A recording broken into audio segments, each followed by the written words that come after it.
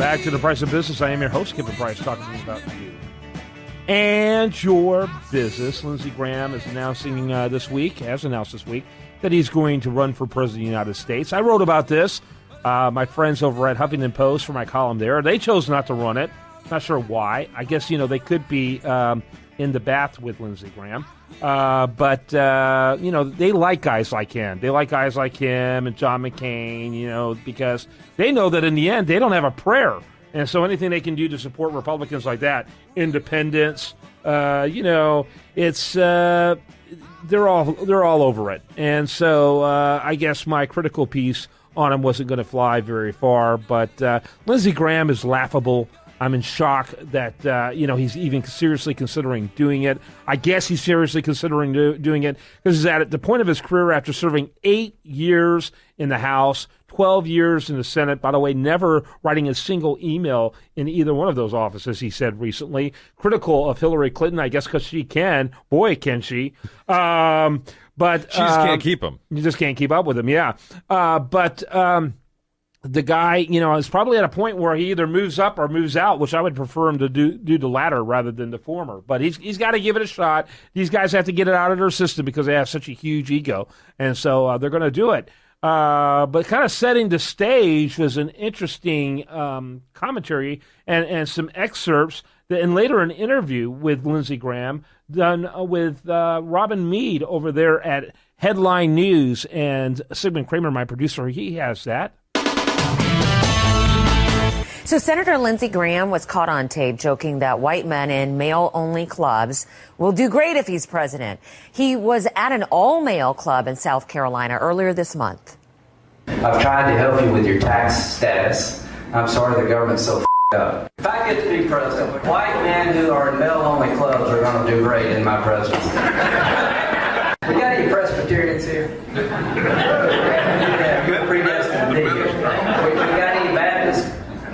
They're the ones that drink and don't admit it. Baptists who can't read. Well, when asked about it, Graham said the club encourages speakers to make fun of themselves and the members. The Baptist joke is similar to ones that he has made in public, and we don't know who made the recordings, but they were given to CNN by 2 South Carolina Democrats, and Graham is up for re-election on Tuesday.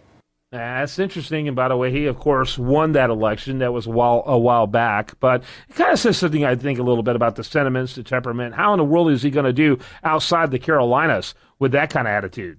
Well, I think that he'll do great in San Francisco. Yeah. I think he'll do great in Austin, maybe some of the other areres where... Places that have zero political potency when it matters. Yeah, no, I mean... because you know how it's a calendar, right? There's a primary and there's a primary and caucus calendar. It's a little late. Both of those places are a little late to help Lindsey Graham. Yeah, that's not what I was talking about, but that's all right. Yeah, I was talking about Lindsey Graham and his San Francisco treat. I think it's very interesting that we may have the first gay president, and he'd be a Republican. Isn't that amazing? It would be from the South. I thought Bill Clinton was the first gay president. No, he was the first black president. Oh, I'm sorry. Yeah. Barack Obama's the first gay president. Yeah, Barack Obama's the first gay president. He's certainly not the first black president. But Bill Clinton beat him to it. Yeah, it's interesting that Lindsey Graham may be the first gay president. I don't think he's going to poll 2%. Personally. A lot of people think there's a conspiracy running, and you can see my article at Renew America and Community Digital News that I did on Lindsey Graham. There's a running conspiracy theory that he's really being propped up by the neoconservative wing of the Republican Party to go in there to make life hell for Rand Paul. Rand Paul, yeah. Let's just say names here. John McCain. Right. John McCain is probably funding Lindsey Graham running so that he can keep beating Rand Paul over the head in the debates. That's all it's going to be. Exactly. He's going to simply basically spend his entire time acting as though Rand Paul is the only other person running. Right. And which I think that would help Rand Paul. Why would anybody want to stand in the way of or get in the way of Rand Paul beating himself up every time he talks? Yeah. As you heard in that little audio clip, he's pretty darn good. No, you're talking about Lindsey Graham, but I'm talking about Rand Paul. Oh, Rand Paul. Yeah, I think you're a little rough on him. He's going to beat himself up every time he opens his mouth. And Lindsey Graham's the same way. That's like the blind leading the deaf or something. I don't know. But it'll be interesting to see the debates. Yeah, Did you hear that Fox News keeps not including Rand Paul in their polls that they televise? What do they say? You'd had to have a 2% rating? Rand Paul had way higher. I know, but isn't that all they said? It was a really low criteria. They said it was just a mistake. It was an accident. They didn't mean to do it. But they've done it like 3 times. So, they've got Carly Fiorina on there, but they don't have Rand Paul. That makes no sense. I mean, obviously Fox News is, they're playing favorites. They put John Kasich up there because he used to have a show on Fox. Yeah. Are you telling me John Mike Huckabee's going to be on there too, I'm sure. But are you telling me John Kasich actually polls higher than Rand Paul? That. No. Can't believe that. Now. What's his name? Murdoch supported Hillary Clinton in 2008. He has given money to the Clintons for years. For years. I love when people say that, Fox News is a big conservative outlet.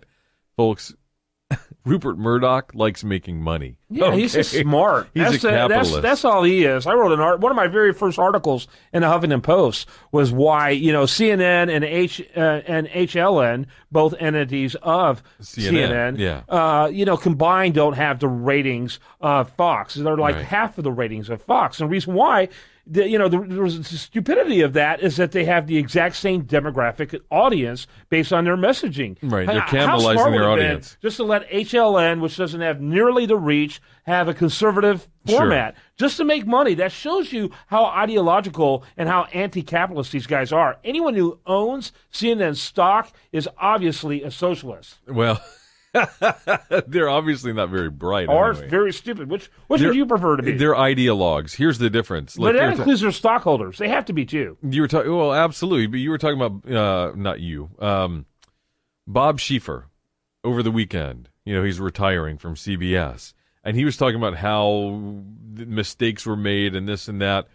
And it's amazing to me that people are actually defending Bob Schieffer and CBS and saying that they were objective. It's sad to see him go because he's such an objective journalist and blah, blah, blah.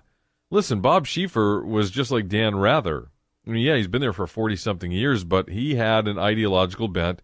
CBS had an ideological bent.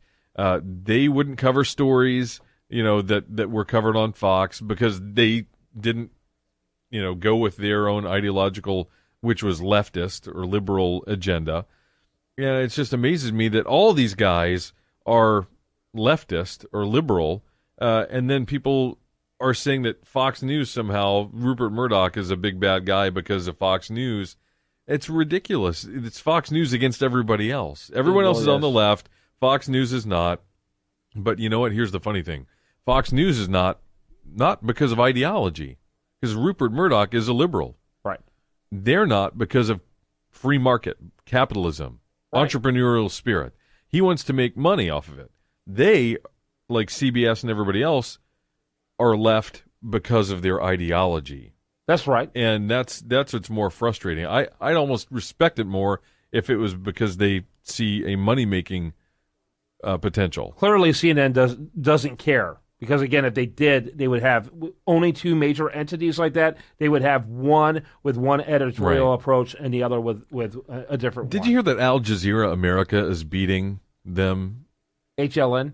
Well, certainly HLN, but they're starting, segments are beating MSNBC and CNN in the ratings. Well, MSNBC is like a blip on the screen. It's but, where the heck did that come from? It's amazing to me that, that Al Jazeera America is getting more pull now. Mm-hmm. Mm-hmm. From Americans who aren't Muslim.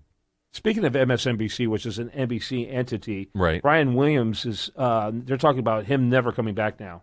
Who? Ever.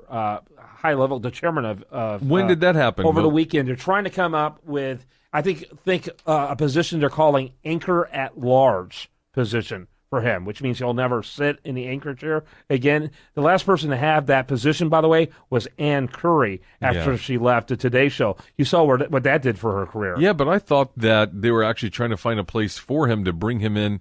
Like, I mean, they're going to keep paying him. They're going to keep him around. They're going to utilize him. I bet you they're going to do kind of like what they did with Dan Rather, not they, but CBS did a Dan Rather in the later years, where they would keep him on for a couple of segments for something special. I thought he left entirely and went to what's his name, Mark Cuban's entity, almost immediately after he got canned from the nightly news. HD Net or whatever it was. Yeah. But see, CBS didn't can him right away. They kept him on for a while. Then I don't recall that. Then they canned him, but I mean, they tried to keep him on for a while.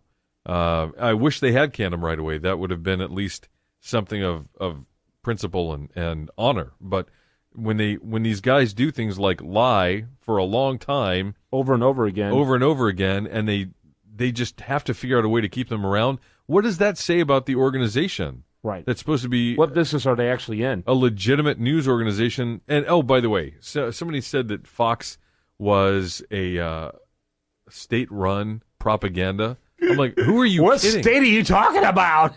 I mean, it's bizarre. They were saying that they're like Pravda. Really? Yes. Yeah. I mean, there's some legitimate mental illness out there, that seems to be fairly pervasive on the left, that they think that somehow Fox is a state-run propaganda machine, but CBS isn't, CNN isn't. It's laughable. Really, I think what they ought to do is put him in, Brian Williams, after Seth Meyers. The early show. The really early or incredibly ridiculously late show. Right. Yeah. He actually would be great in that. He'd be kind awesome, of format. actually. He probably would actually kick Seth out eventually and have that spot. No one's taking Jimmy Fallon's spot. Jimmy Fallon is brilliant. Yeah, he's really he took it and made it his own. Fast, too. And so he's really fast. Who's taking over for Letterman? Stephen Colbert. Colbert. That's right. Stephen Colbert, and there's some British guy is on after him. So at least David Letterman is his ideology, his political ideology, is going to continues on. It's going to continue on. Yeah, but I mean, I don't think Leno was much of an ideologue. He's a Republican. Yeah, he seems to be sympathetic to Republicans. He's a Republican. He doesn't want people messing with his money. Right. At least I appreciate that kind of pragmatism. Yeah, and he's one of the few that were of that ilk. I bet you Johnny Carson was probably pretty Republican. Yeah, he was very Republican, and I think more ideologically so, and not so pragmatically so. Yeah, and that's a dying breed. That is definitely a dying breed, and that's a different conversation, by the way. How the GOP is a dying breed. It is, because the demographics are showing that the GOP mainly is made up of elderly people, and they're literally dying off, and they're not being replaced. The young generation's not going to be GOP. Not even with Lindsey Graham, the first gay president. Yep, and you know what? In that same vein, I don't know if you saw this, but Vegas is now bringing in video games as a playing vehicle for people to come, because I think old school gambling was dying too. You can win money at what are some of those games called? Sure, I know what you're saying. Yeah, like Call of Duty and all that. Yeah, Call of Duty. You'll be able to win money. Of course, you'll lose more often than not. But isn't that brilliant? That's a stroke of genius, I think. They got to do what they got to do. I mean, let's face it. A lot of those gambling games, like the slot machines, had become more and more game-like anyway, more and more computerized and video game-like anyway. So why not just make it a full-on video game? Yep. All right, we got to wrap it up with that. Coming up, we got another segment. This show is going to continue on. By the way, I do want to mention today's program brought to you in part by our friends over at Cornerstone Business Academy, and this is The Price of Business.